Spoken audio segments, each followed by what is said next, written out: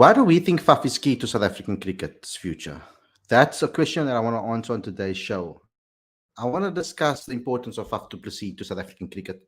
I want to discuss the importance of what he can bring to South African cricket in the future.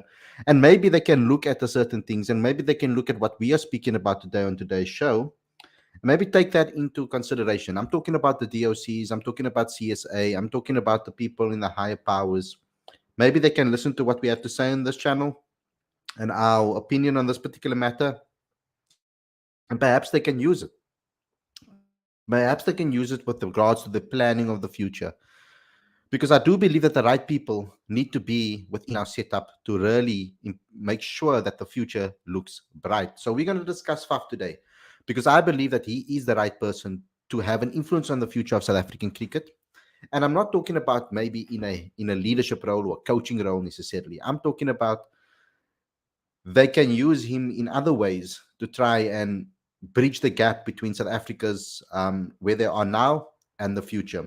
But before we get started, before we get going, please, I would like you guys to do a couple of things. Please subscribe to this channel. Please click that notification bell for all future videos. Don't forget to smash the like button. Don't forget to comment and share, please, as well. And if you guys want to help us promote and also continuously grow South African cricket, then you need to become a Patreon today. Link is on the screen as well as in the description. People are joining in, guys, and it's getting bigger, the Patreon group. So please form part of that. And if you want to get any updates and regular updates and all of those type of things, please go to cricketfanaticsmag.com. There's features on the site, opinion pieces, news stories, etc. So please go there for your regular Cricket Fanatics magazine content. So without further ado, let's get straight into today's video. I'm looking forward to discussing this topic, and I hope you guys can give your insight. I might be dropping the link a little bit later, depending on how many people join the stream, for you guys to call in and have your say too. So without further ado, let's get straight into today's video.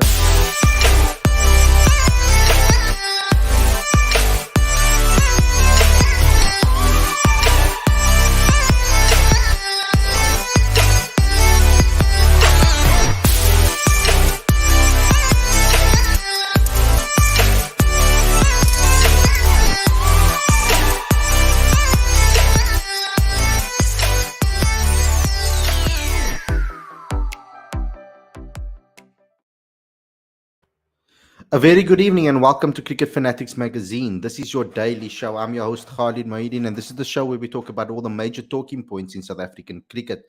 Now, I was scrolling through the news archives, etc., to see what has been the latest updates in South African cricket, if there's anything that really stands out.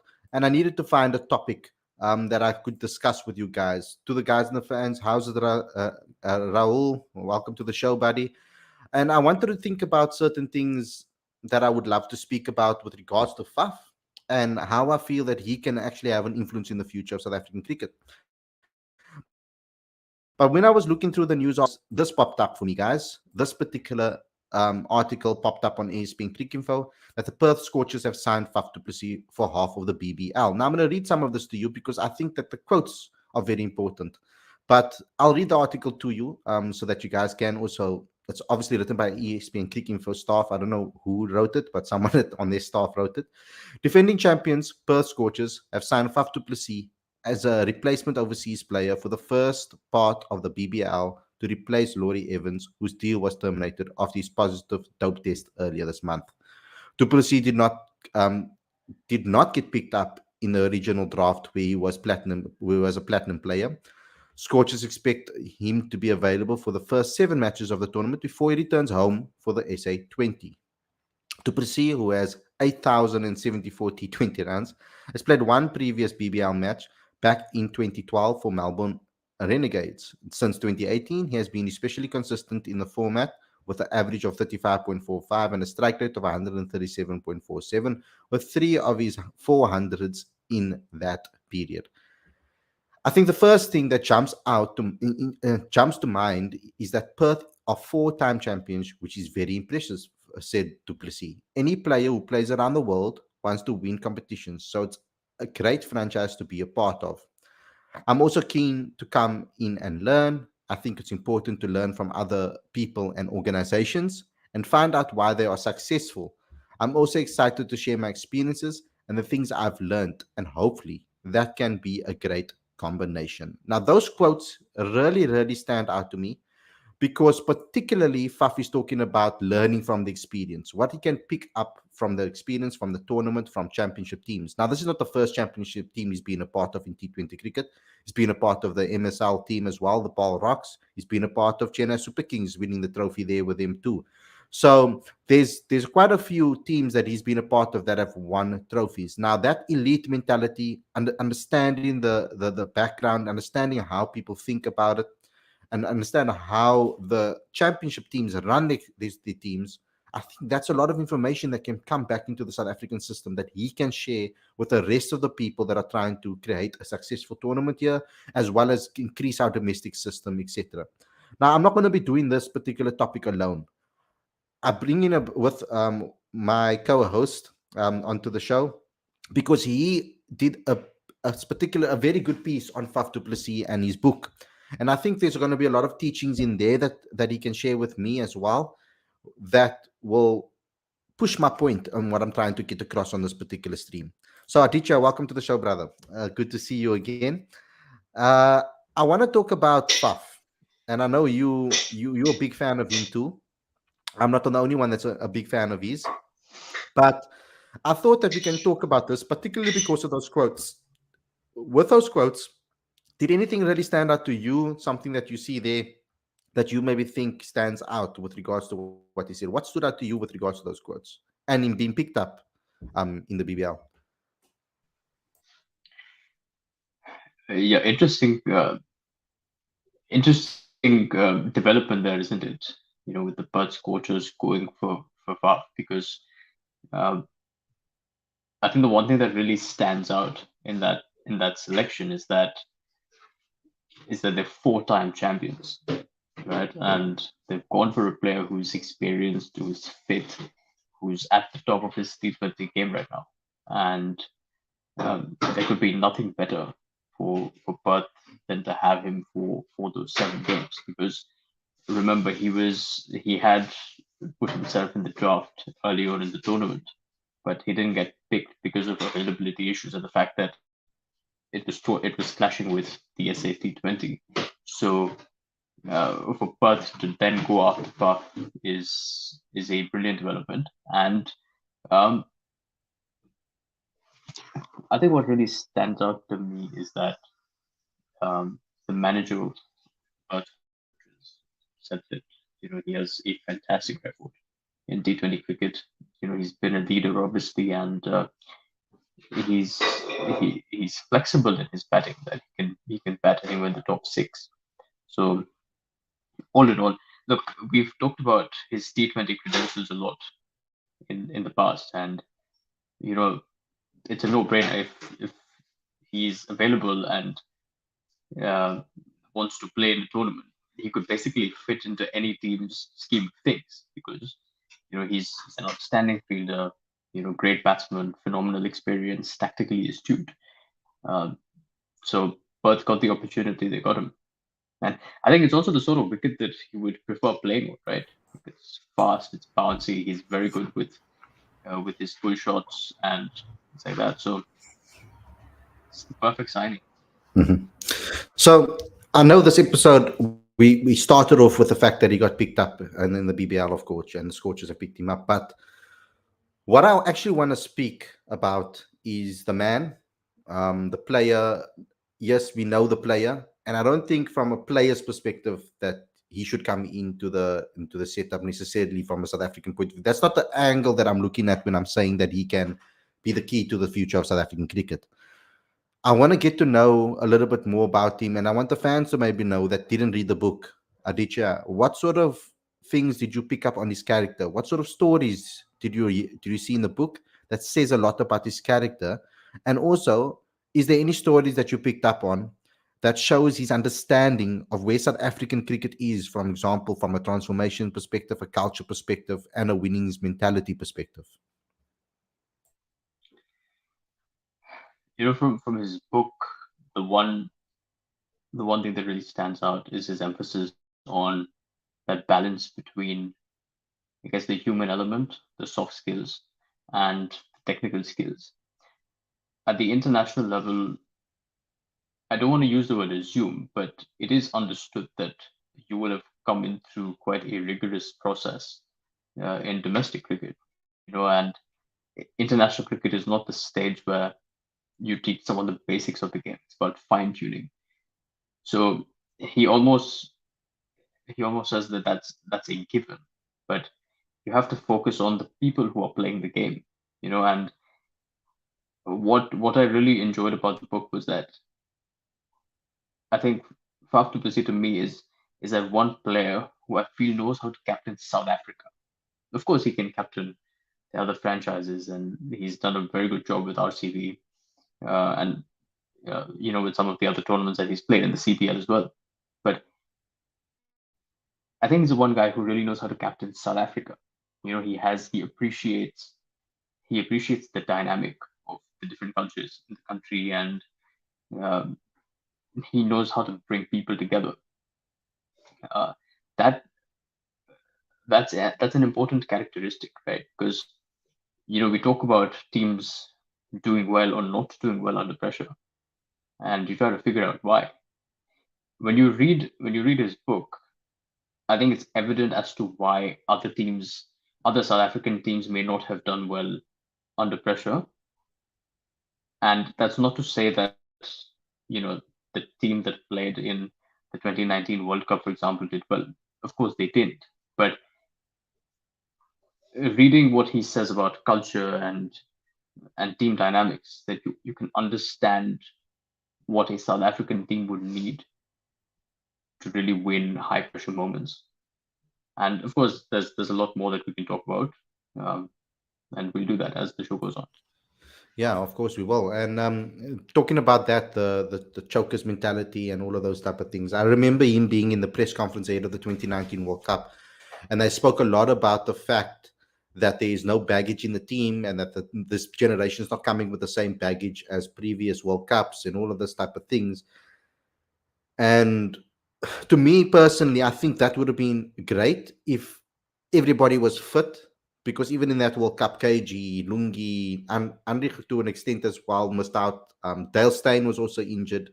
So those guys were all, I mean, that top bowling asset that made South Africa deadly. He lost all of that and still had to captain a team. I mean, he batted pretty okay actually in that World Cup if you look at those type of things. And And sorry to interrupt you, but he writes in detail about how he and Otis Gibson, in along with Saka, tried to get tried to get their key players to miss the IPL and be compensated for it. You know, mm, a lot of speculation around the players who were injured at the IPL. That's KG, for example. And Quinton played the entire IPL. Faf played the entire IPL. And obviously it was always that money argument that was going around. That they didn't want to they didn't want to sacrifice the paycheck. mm, But in the months leading up to the IPL, that the discussion was that Saka will try to uh, compensate for at least some percentage of the paycheck that they receive from the yeah, IPL if they can skip it. But then obviously there were other pressures that yeah. contributed to them not being able to miss the IPL.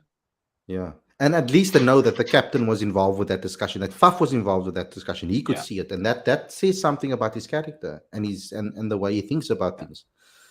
And it says something about communication and transparency, because Yes. that is a massive part of the book, and it's a massive part of what he tried to achieve as captain. Yeah. And again, we'll talk about it as the show Yeah. goes on. Yeah.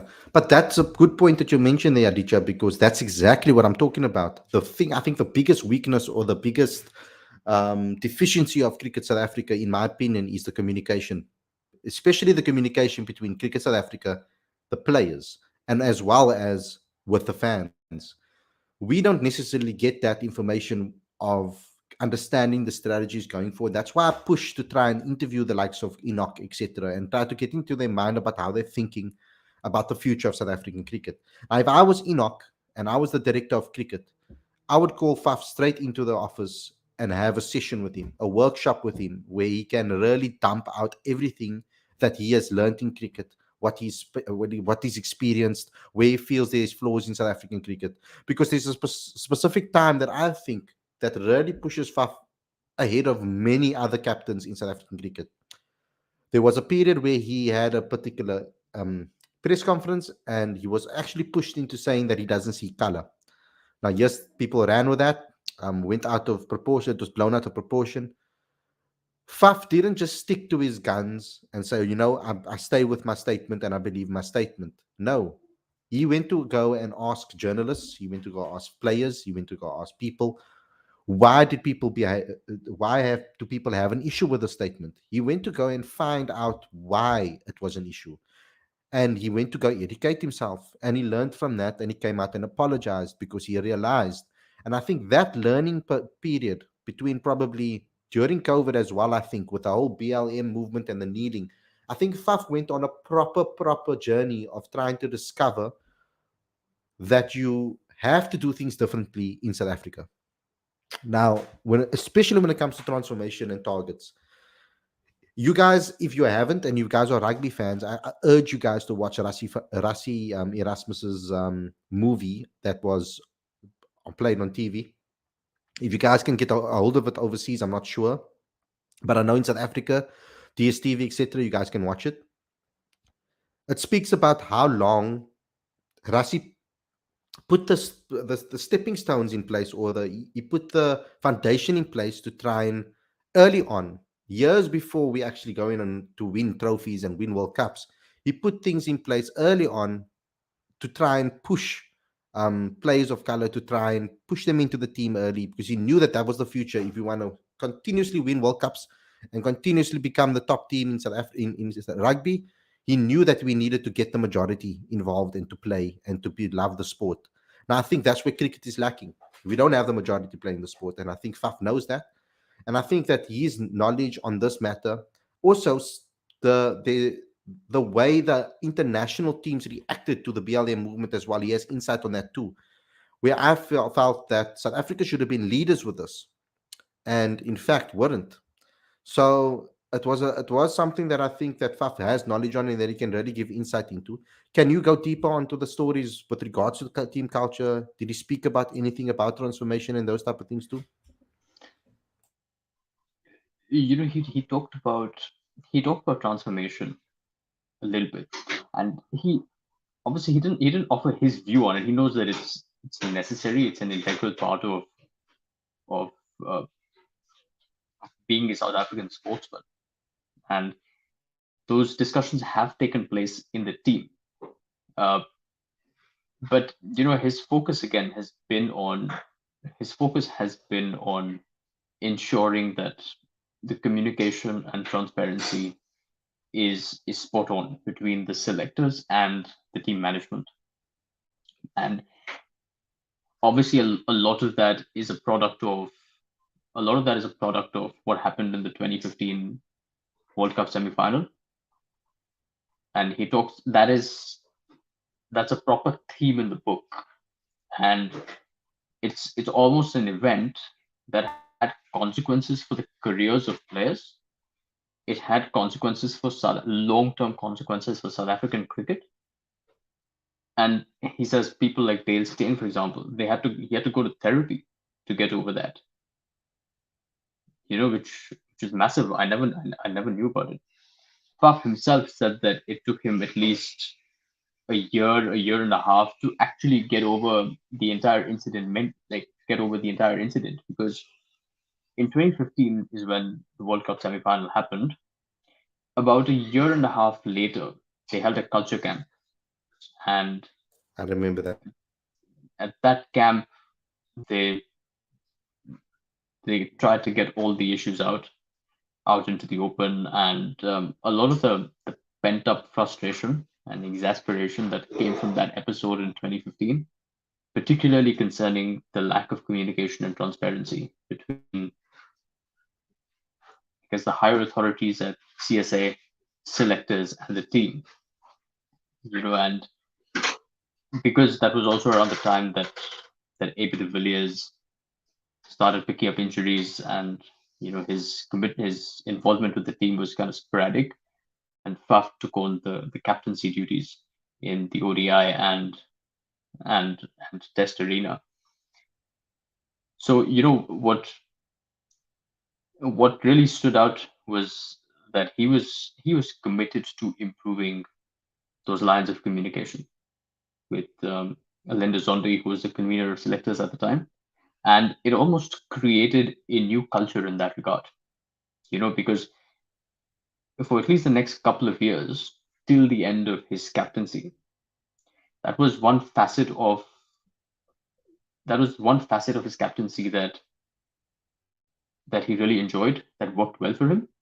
And you can see why, until Linda Zondi decides to resign and a new convener of selectors is appointed. And so you then have to rebuild that relationship from scratch. And when that doesn't happen, it hurts. Like when I read that part of the book, it struck a chord, because you feel like, you've put in all the hard work as captain, you've laid the foundation for what that relationship really should be like, until there's change in personnel, and done. You start from scratch again. And that same thing applies to a number of rituals and practices that were instituted in the team when he was captain, when Russell Domingo was coach, and then when Otis Gibson was coach. So, for example, there was this practice that was followed, that players would not use their cell phones for 30 minutes after a game, because he felt like the first 30 minutes after a game, whether you've won or you've lost a game, that's when players connect with each other. And this being a team sport, when you win, you celebrate that victory. When you lose, you reflect on it. But there's a deeper message to that. Even when you win, there will be some players who may not have contributed to that win on the day. Yeah. And it's important to look after them. Mm-hmm. Similarly, when the team hasn't done well on a certain day, you look after players, because obviously social media is a huge part of their lives. And he doesn't want their experience after a game, whether they've won or lost, to be that of being at the receiving end of abuse on social media. Mm. And he has experience with this. See, that's where empathy comes in, Yeah. because you understand where a player is coming from. Yeah. Right? Because I remember when he came out for BLM and stood up for it, he got death threats and people were saying stuff to his about his wife and his daughter and stuff that he didn't deserve. So, I mean, he took a risk with that, knowing the risk, and I think that deserves a lot of credit as well. But then where the heartbreak is with this practice is that he relinquished the captaincy. He returns to the team as a player, and they play that series against Australia in early 2020, I believe. Or in late 2019, they lose the game to Australia. As soon as they're in the change room, immediately everyone's on their cell phones. And he's looking around and he was like, for 3 years, I've basically worked on creating this culture where, we don't use cell phones. We try to connect with each other. We're there for each other. And boom, the moment you're not captain, there's a new coach, new captain, those practices are out. And that's exactly what I wanted to say. It's like, I think from my assessment, I look at when Boucher took over, all of those practices that he put in place, all of those things that he put in place out of the window almost. And that's what he's trying to explain, actually. And that's heartbreak, man. Like you read it in the book and you feel like you feel like someone has set a template for you that is so effective, that works for you at a human level. Is it really that hard for a professional sportsman to give up their cell phones for 30 minutes and just talk to each other. Because then players talk about the sort of views that they get on social media and how it affects mental health, which is absolutely true. I mean, we've seen Yeah. we've seen the kind of social media abuse that Timber gets, or even what we see in the chat panel, from time to time on our Facebook pages. It's crazy, and it feels like before it got to the level that it has today, someone has created that template for you, and you should sort of respect that. Yeah. But then again, soft skills, man, like the human element matters. Ultimately, in you have to appeal to the person in order to extract the best out of them as a cricketer. Simple Yeah. as that. Exactly. And that's why I put emphasis on this topic. It's exactly why I'm saying this, because I really think that they can.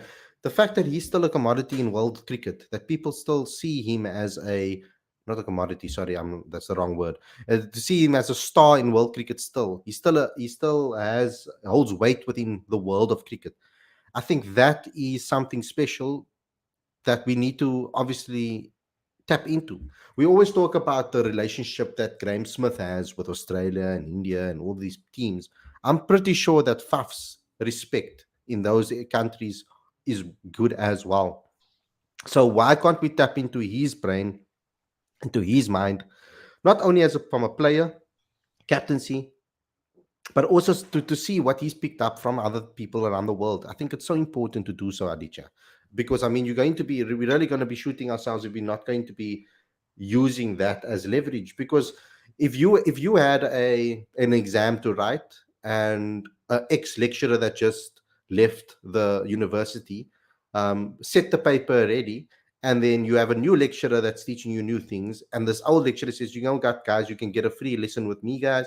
Come to me the day before and I'll give you as many insight as I possibly can into this. You're going to take that because you're going to possibly ace the exam. So I'm using that analogy here because that's exactly what FAF can provide is information. We talk about the lack of experience in the dressing room. We only really have Dean Algar really as an experienced guy that has been years and years. Okay, KG as well, because he's played with the rest of them. But other than that, there's not much real experience that have played through the generations I'm talking about, where Faf has. He's still around, he's still playing cricket. So why not use him as someone that can really give you the edge when it comes to all of these things and building new structures? But that's also what he's been saying since before he relinquished captaincy.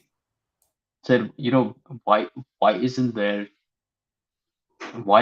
this channel of communication between former captains and the current captain?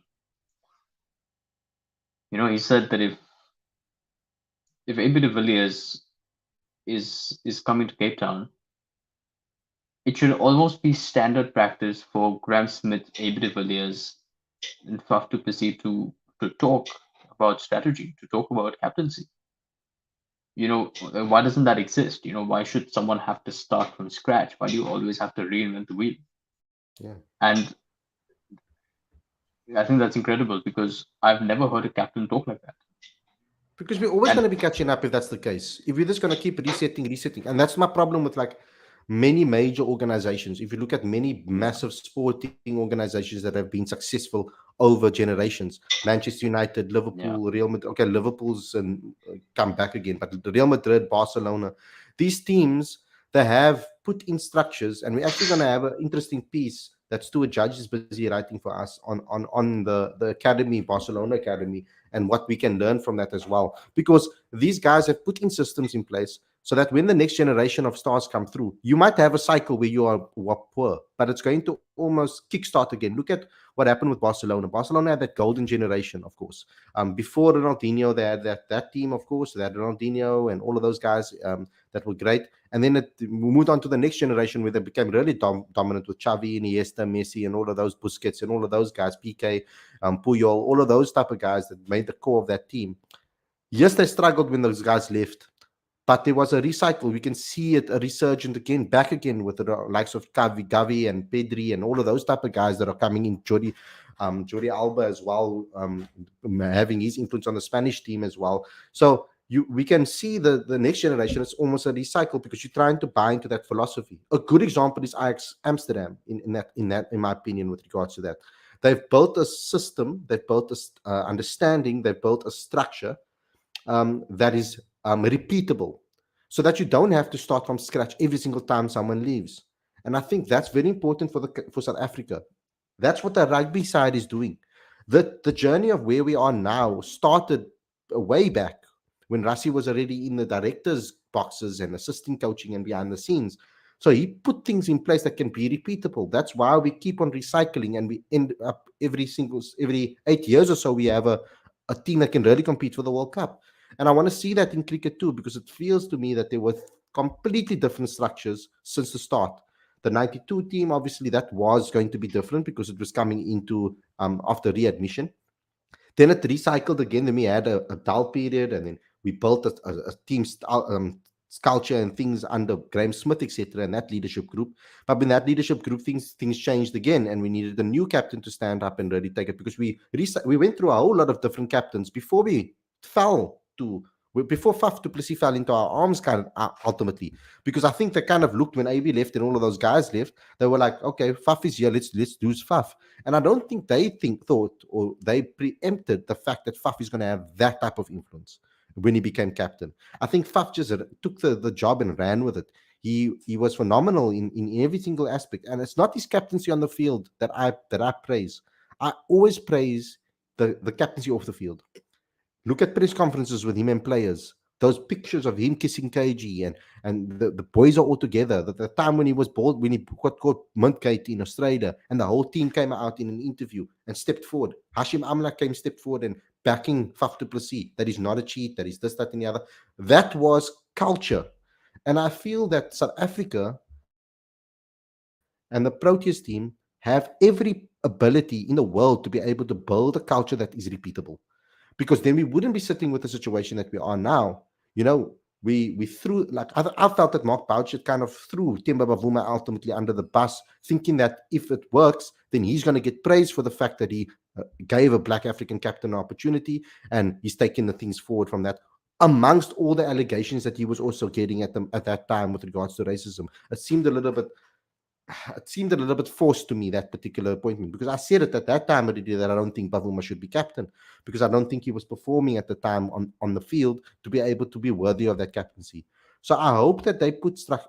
I really hope that Faf can make us understand that he can merge the ideas of the past, or Faf's ideas of the past, with the future and what they want to do going forward, because I'm sure Enoch and the guys want to build a culture that is here sustainable for the next 5 to 10 years.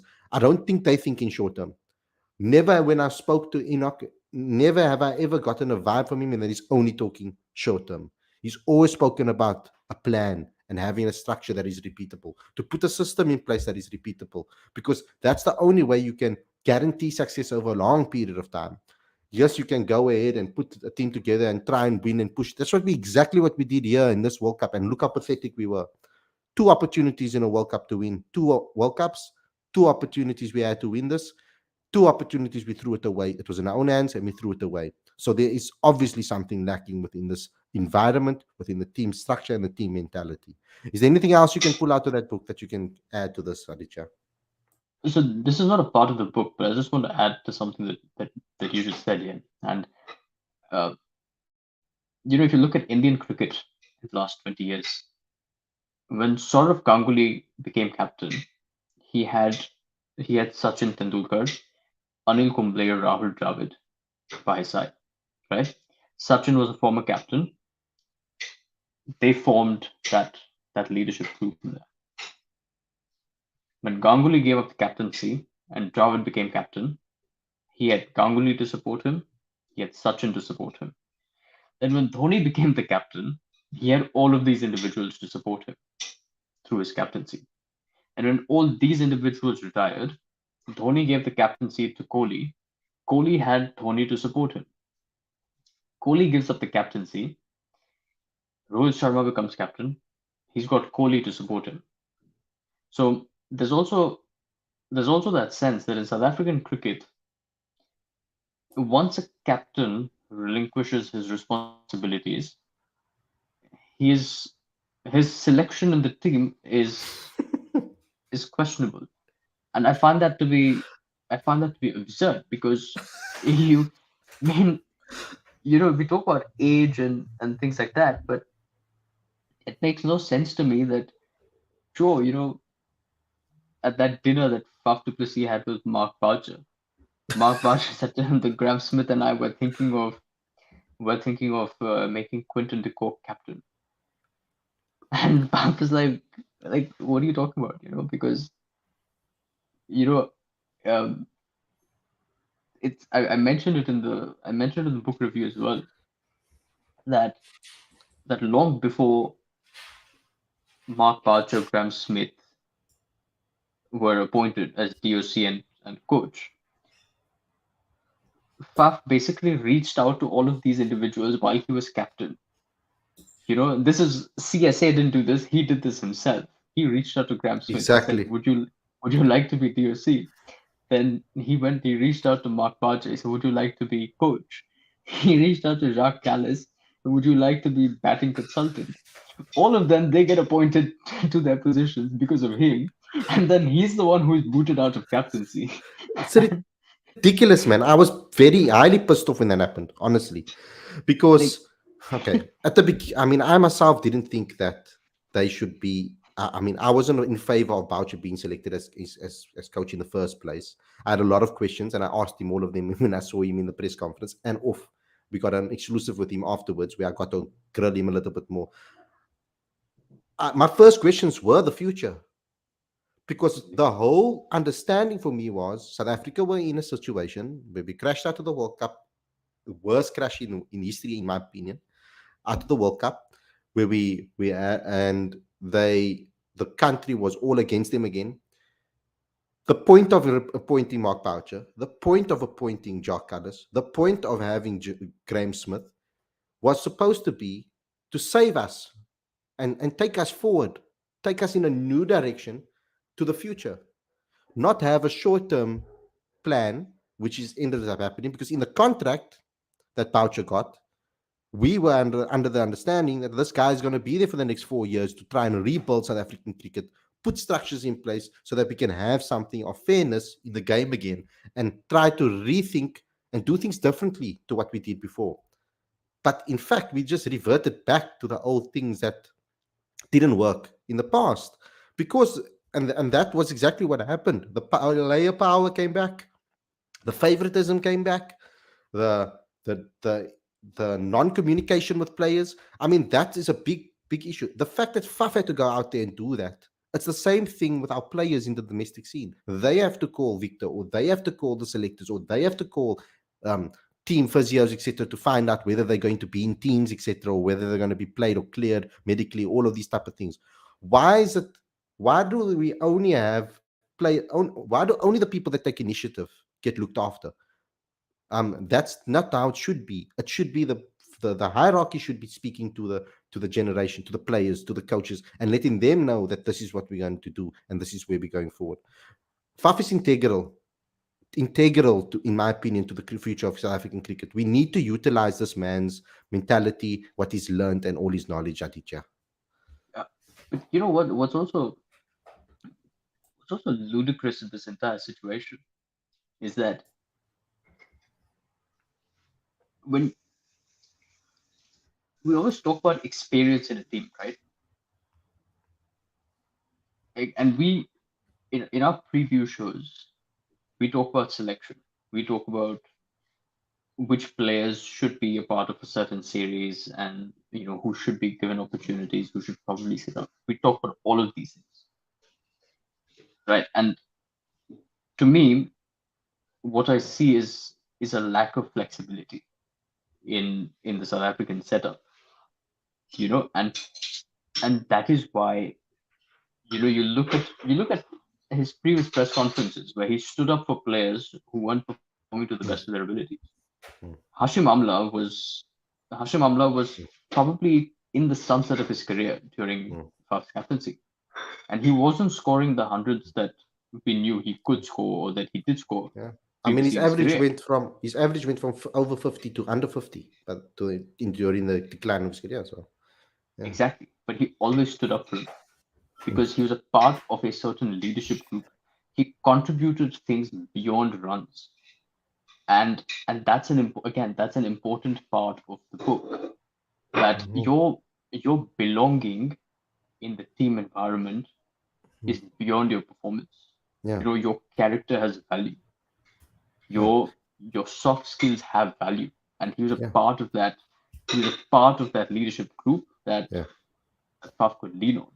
Yeah. And that to me is just missing in the current environment because those skills are not valued. 100%. Because I mean, even with that example, you're talking about Amla being a leader in the group, a leader in the group, etc., and being part of that um bad leadership group, and Faf and the culture they brought. I remember a case where Carl Abbott was going to sign a callback deal, and he told the story to us where he said he went into on the bus and he was sitting next to Amla and he spoke to Amla. He had people to look at and ask for guidance. That's so important. They're not in their own head.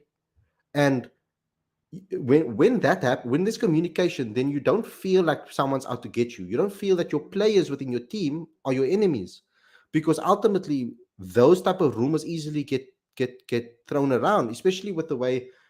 I'm sure that must have been in the Boucher camp, because I know Boucher has favorites. It's clear to see. We all know that. We can all sit here and say no, that he was fair with players, but he definitely had his favorites that he would trust, that he would put out there when his back is against the wall. We can clearly see that, and that favoritism gets picked up by players. The players and in the environment will pick that up when they're training, when they're performing, all of those type of things. I look at another example, for example, the difference in certain players. I saw certain players get attention when the nets videos taken of them while they're batting, all of these type of things, and others not.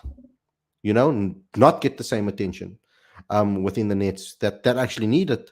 So from the coaches that were appointed. So I mean, it was fishy to me, even the short term that Jock Callis was a batting consultant during that period. To me, it never felt that he cared about actually taking South African cricket forward as a batting consultant, in my opinion, from what I witnessed in certain aspects.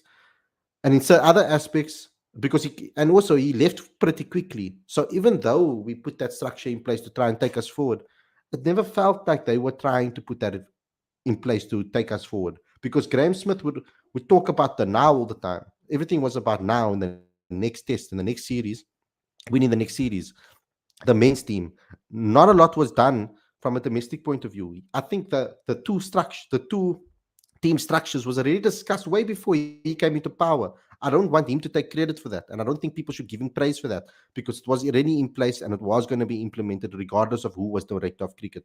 So the things that did happen positively, which I think that is one of the positive things, I think Division 1, Division 2 will create some fight amongst the Division 2 teams to try and push up into the log. And I think right now, yes, because it's an unfair advantage at the moment, because the top teams, they have the money, they have the structures, they have the players. So they obviously in the first couple of years, maybe the first 4 years or 6 years or so, we are going to have a little bit of an imbalance. But I think that will equal out as time goes by, with more cricket being played, more competitiveness happening, more investment into the game in South African cricket. So let's just get your final words on this particular topic, Aditya. Do you agree with me? Do you believe that Faf is integral to South Africa's future? Do you agree with me that Enoch and the guys and the CEOs, etc., need to pull him into a room and maybe have a couple of hours session to get all that information out of him? I mean, honestly, if it were up to me, he should be in the playing 11 of all three teams. Looking at how they're going, and like it's a shocker to me that he's not in the first place, and that a player of his character and obviously class as a player, we all know that he could score loads of runs, but you need characters like that in the team. It's as simple as that. He's honest, but he's also empathetic. He's sensitive, and if we're signing off right now, it's probably best to mention his a key phrase that he always used during his captaincy, which was high challenge, high support. So, for example,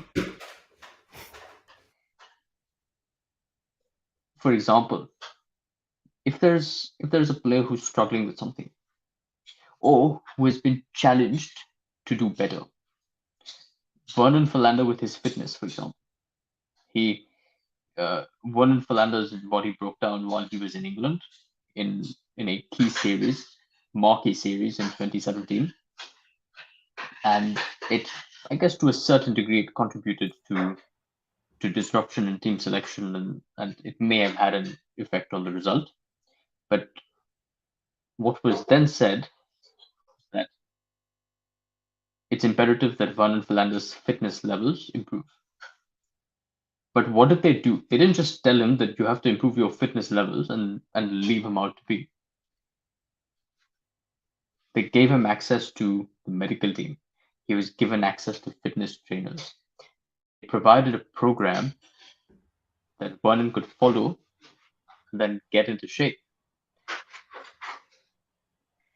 5 months later, against India, in Faf's words, Vernon Philander is in the shape of his life. I remember that. And he wins South Africa that first test match in Cape Town. I remember this because I remember him running around the field like a crazy person. I was still taking videos and he was like, "Oh, you better not post that." So I remember that. But it was running on the fields. You want to run successful teams? That's how you do it. Yeah, you need to have a high performance mentality. And I don't feel that there was a high performance mentality in this group of players, to be honest. I see that Lawrence is here. He thinks it's not even about high performance, right? Like it's very easy for me to tell you, listen, you gotta do better. Okay, you gotta score 500s. It's not enough for me to tell you that. Because if I want you to score 500s, I have to give you the tools for you to be able to do that. Right? That's how you create a high performance culture.